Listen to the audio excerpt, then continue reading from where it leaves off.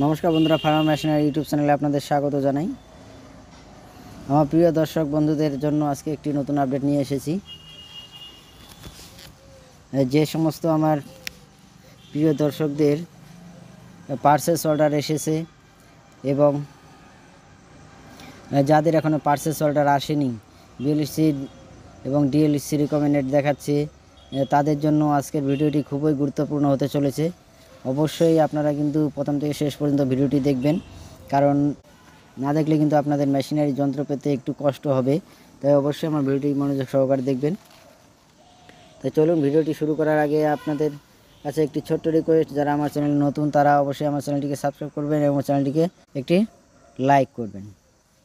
যারা 2024-25 বর্ষে online machinery apply করেছেন, চলুন ভিডিওটি শুরু করা যাক। পার্সেস অর্ডার এসেছে, তারা এখন কি করবেন?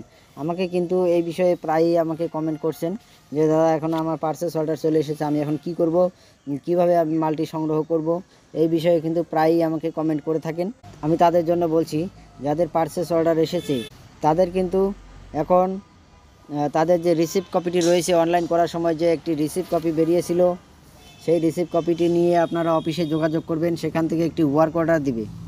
সেই ওয়ার্ক অর্ডারটি তোলার পরে আপনাদের যে ডিলারের নাম দেওয়া ছিল অনলাইন করার সময়, সেই ডিলারের সঙ্গে কিন্তু আপনাদের দেখা করতে হবে এবং সেখান থেকে আপনাদের কিন্তু যন্ত্রটি কিনতে হবে। এই রিসিপ্ট কপি সম্পর্কে আমাকে অনেকে কমেন্ট করেছিল, অনেকে কিন্তু রিসিপ্ট কপি দেয়নি। তারা এখন কি করবে?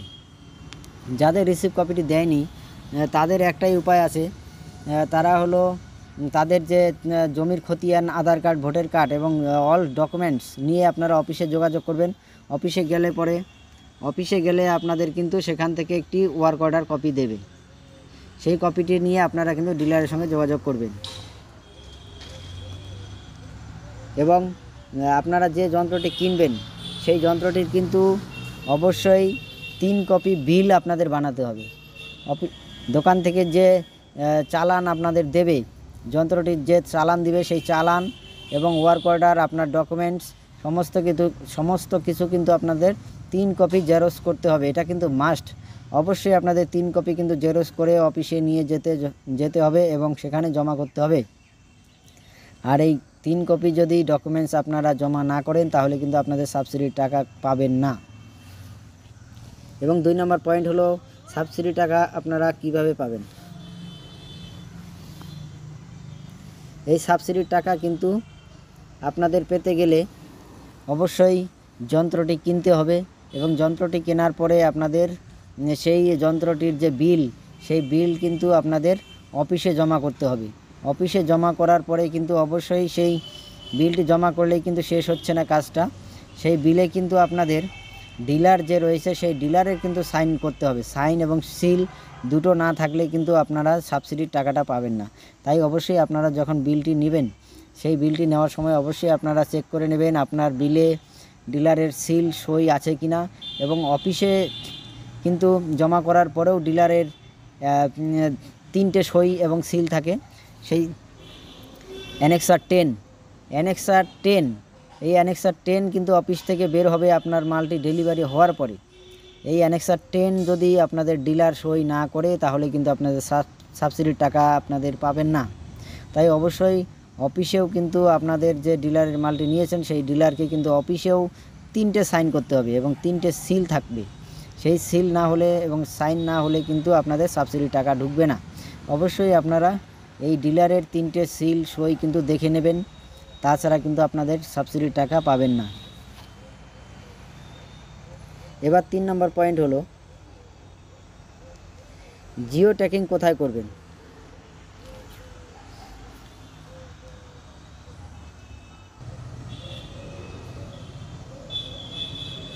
এবং 3 নম্বর পয়েন্ট হলো, জিও ট্যাগিং কোথায় করবেন?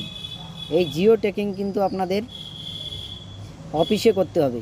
এই জিও ট্যাগিংটি হয় তখনই যখন আপনি যন্ত্রটি কিনবেন। কেনার পরে সেই যন্ত্রটি আপনাদের যে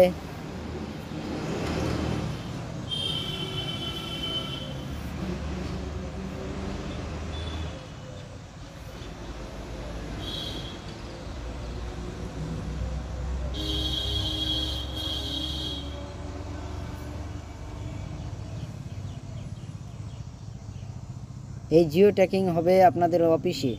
যেখান থেকে আপনারা যন্ত্রটি কিনবেন সেখান থেকে যন্ত্রটি কেনার পরে আপনাদের কিন্তু অফিসে সেই যন্ত্রটি সহকারে অফিসে লোকেশনে কিন্তু ছবি তুলবে।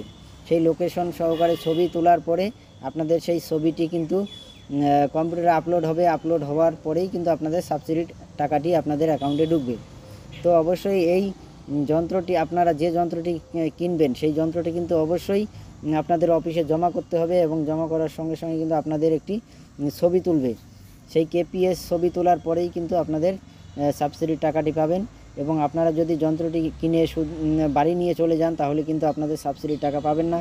অবশ্যই আপনাদের যন্ত্রটি কেনার পরে আপনাদের সেই ছবি অফিসে আপলোড হবে, তারপরেই কিন্তু আপনাদের সাবসিডি টাকাটি পাবেন, অন্যথা কিন্তু আপনারা পাবেন না।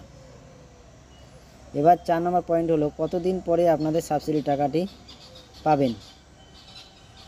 এখানে আমাকে অনেকে কমেন্ট করেছিল যে আমি সাবসিডির টাকা কতদিন পরে পাবো। তো অবশ্যই অফিস থেকে কিন্তু বলা থাকে যে 72 ঘন্টার মধ্যে আপনাদের অফিস থেকে আপনাদের অ্যাকাউন্টে কিন্তু টাকাটি ট্রান্সফার হয়ে যাবে। কিন্তু সেক্ষেত্রে কিন্তু বিল সাবমিটের ক্ষেত্রে দেরি হলে পরে আপনাদের কিন্তু 72 ঘন্টার বেশিও সময় লাগতে পারে। আপনাদের কিন্তু 4 দিন 5 দিন বা 1 সপ্তাহ এমনকি 1 মাসও কিন্তু লেগে যেতে পারে। কারণ হলো এটি কিন্তু নির্ভর করে পুরোটাই আপনাদের যে অফিস এবং ডিলার, সেই ডিলারের যে সিল সই, ডিলারের যদি সিল সই দেরি হয় তাহলে কিন্তু আপনাদের সাবসিডি টাকাটি লেটে ঢুকবে। এবং অফিস থেকে যদি আপনাদের ডকুমেন্ট যদি সাবমিট করতে লেট হয় তাহলেও কিন্তু আপনাদের টাকাটি দেরি হবে ঢুকতে পারে। তাই এই সাবসিডির টাকা আপনাদের পেতে গেলে কিন্তু ভালো হলে পরে 3 দিনই পেয়ে যেতে পারেন, তাছাড়া আপনাদের 15 দিন 20 দিন বা 1 মাসও কিন্তু লেগে যেতে পারে। তাই চিন্তা করার কোনো কারণ নেই, আপনাদের সাবসিডির টাকা কিন্তু আপনারা অবশ্যই পেয়ে যাবেন। আপনারা কিন্তু ঠিকঠাক মতো সমস্ত পেপারসে কিন্তু সাইন করবেন। সাইন এবং ডিলারের সিল সই না দেখে কিন্তু আপনারা কখনোই এই বিলটি জমা করবেন না অফিসে, তাহলে কিন্তু আপনাদের সাবসিডির টাকা পেতে অনেকটাই দেরি হবে।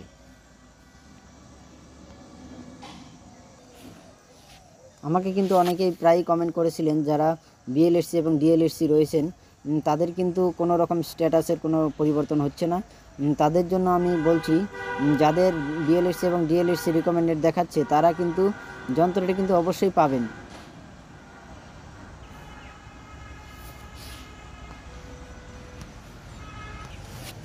যাদের বিএলএসসি এবং ডিএলএসসি দেখাচ্ছে তারা কিন্তু অবশ্যই কনফার্ম, আপনাদের কোনো রকম টেনশন করার কারণ নেই। কারণ ব্লক ওয়াইজ কিন্তু আপনাদের কাজগুলো হচ্ছে, কোনো ব্লকে কিন্তু এখনও ডেলিভারি শুরু হয়নি, সেই কারণে কিন্তু আপনাদের দেরি হচ্ছে। যেহেতু দক্ষিণবঙ্গে একটু লেটে ডেলিভারি হচ্ছে, আমাদের উত্তরবঙ্গে কিন্তু প্রায় সমস্ত ডিস্ট্রিক্টে কিন্তু ডেলিভারি শুরু হয়ে গিয়েছে, তাই আপনাদের একটু দেরি হচ্ছে।